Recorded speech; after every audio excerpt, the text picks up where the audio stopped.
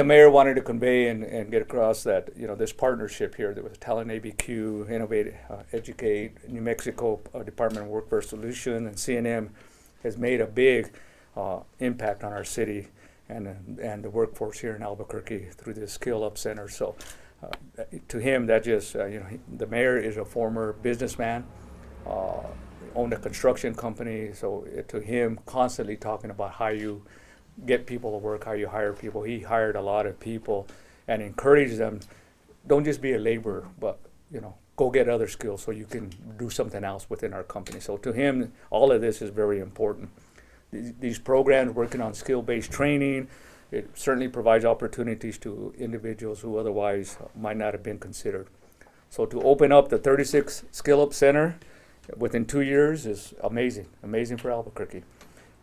What I found out is since 2014, almost 13,000 assessments with almost 1,300 skills-based applications have been submitted to partner employees. We have 147 local businesses that are partners and committed to these practice-based hiring skills. And there's about almost 6,000 jobs posted on the Talent ABQ site, as I found out. The mayor was very pleased about the Amity Foundation, the newest center, providing access to free skills training for women. And one of the mayor's focus on economic development is how do we get our women and the females in our community to be able to get hired. He's really pushed forward a lot of programs, innovative programs in terms of hiring women and raising that level and that what we call the glass ceiling, I guess. And so he's really done that. And what this program is going to do is, especially women who are impacted by addiction, trauma, criminal stuff, homelessness, incarcerations, poverty, racism, and violence, which affects poor people. We all understand that. And a program like this, I had the opportunity to come and visit back in the fall and find out more about this program. So the mayor and I are on the same page in terms of let's help people who need help. There are people, and I've always believed this, the mayor believes this, there are people who need government's help. There are people who do need that. And you get people who say, well, I made it and we don't need government help, but that's not true. And so the mayor is a big believer in that. So for women, especially women of poverty, of color, to have this kind of program and access to training is just going to be a tremendous thing. When you help individuals, the mayor told me, you're not just helping that person, but you're helping their family. And in the global picture, the big picture, you're helping this community. Because when you have people working and contributing to society and of course, as politicians, to the tax base, it's going to help us quite a bit. So the success this program has had, the outstanding success, and it shows that Albuquerque wants to work. The things that we're doing here in Albuquerque, it's not publicized a lot, but other parts of the country are doing this. So, we're sort of in the forefront of doing these kind of quiet, easygoing things that finally get out there. So the mayor wants to thank everybody. Thank you all for being here. Ms. Blibin for being here and thanking her, CNM, the Amity Foundation, and the New Mexico Department of Workforce Solutions. So thank you for everything that you do. Thank you on behalf of the mayor. Muchísimas gracias. Thank you.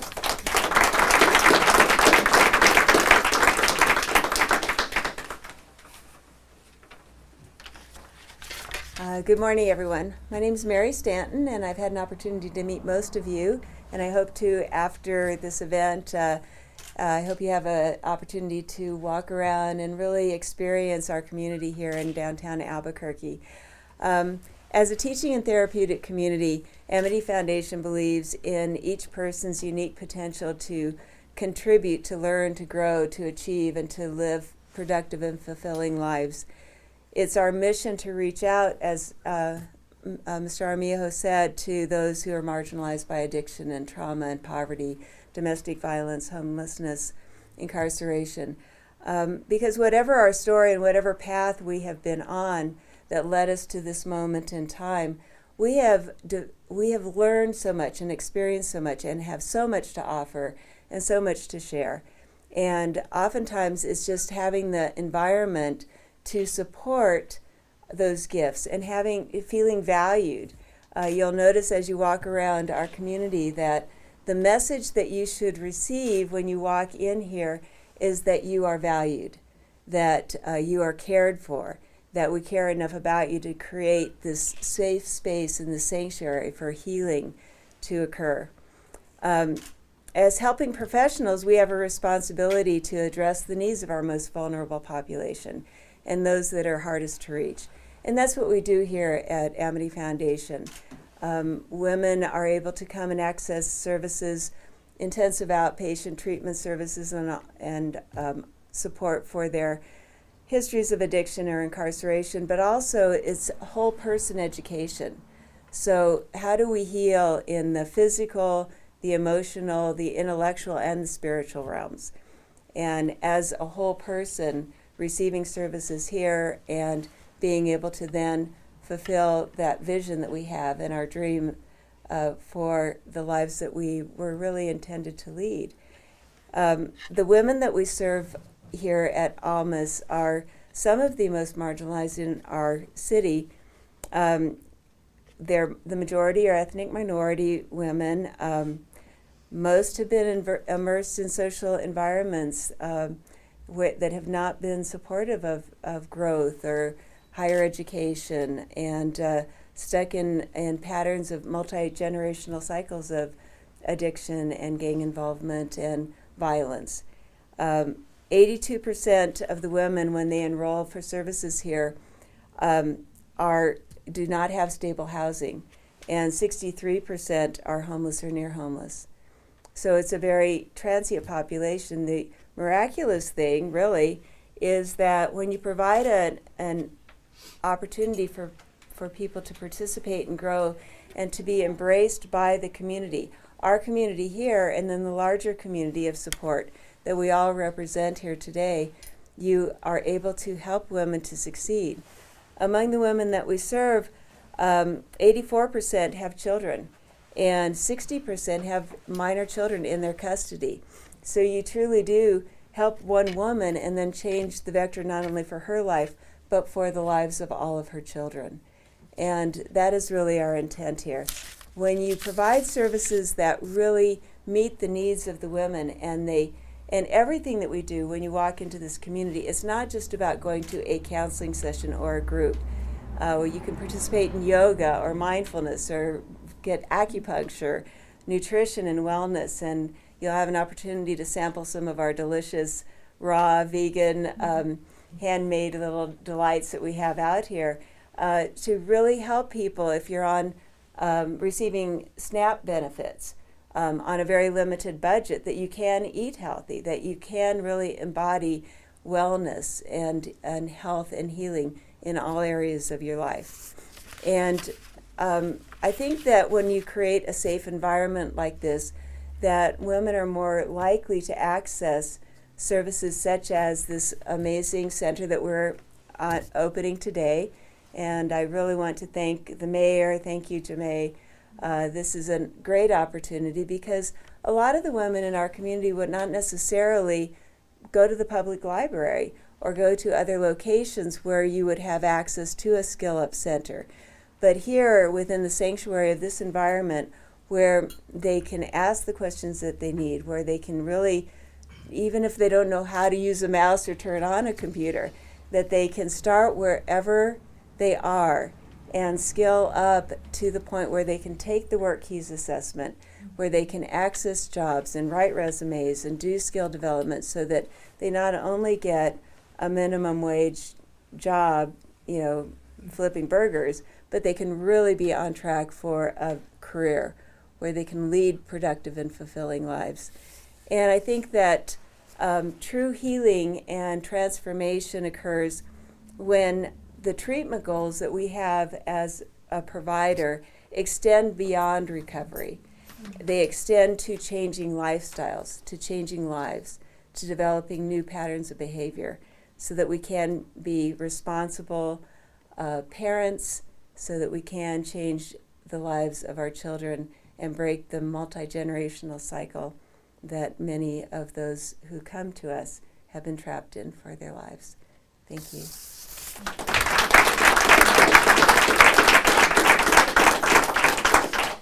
And hi, I'm Jamay, 11 with Innovate+Educate, and I'm standing here between this and the snacks, so I'm going to make this quick.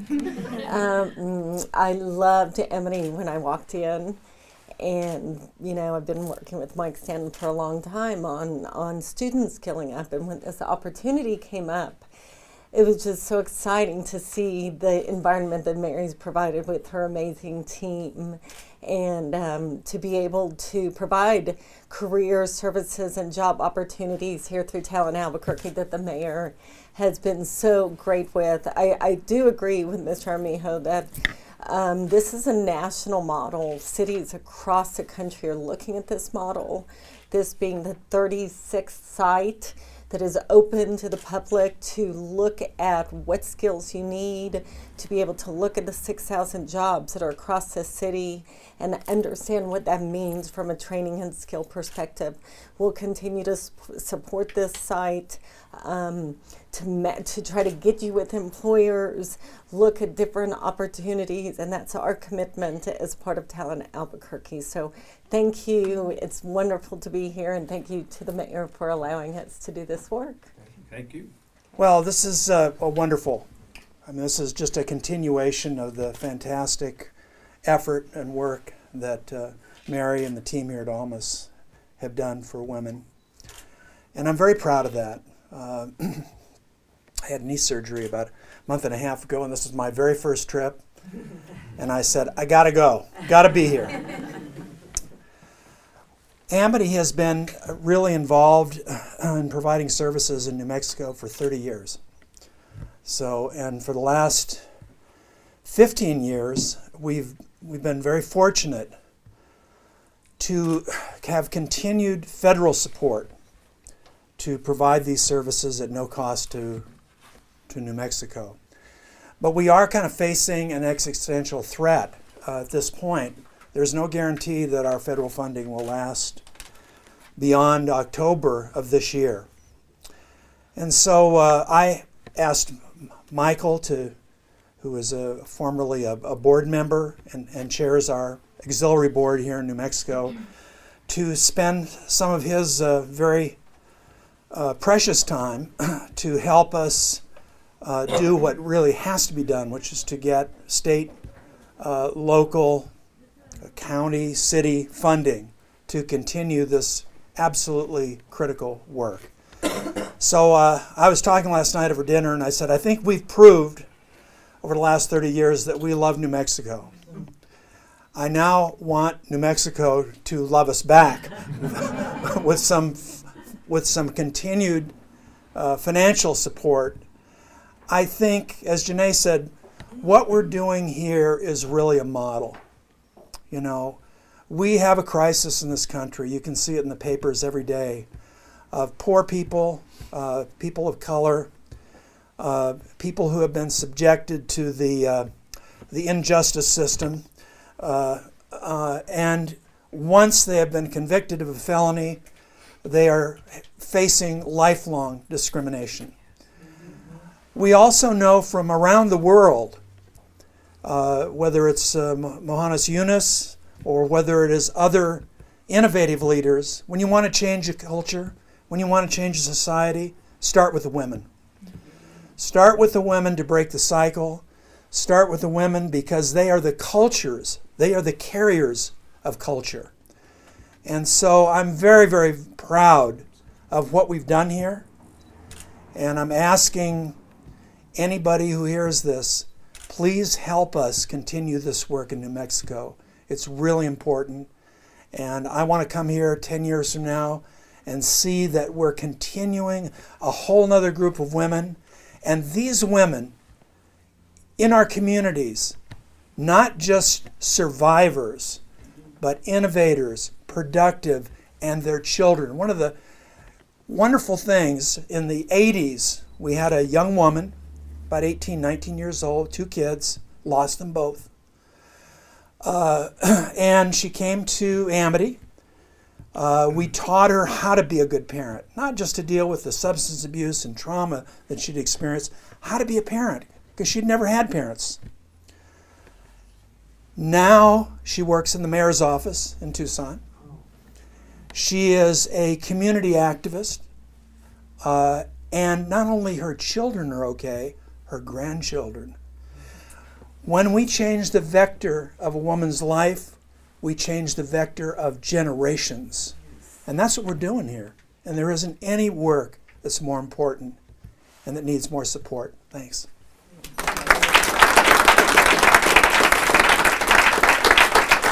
Let me introduce City Councilor Isaac Benton, who represents this area here. You want to say a few words on it? Just quickly. Yeah, just all I want to say is I'm in strong support of the program. You know, we're different somewhat in New Mexico. We're very intergenerational as a culture, more I think than a lot of the country, like parts of the country I originally came from.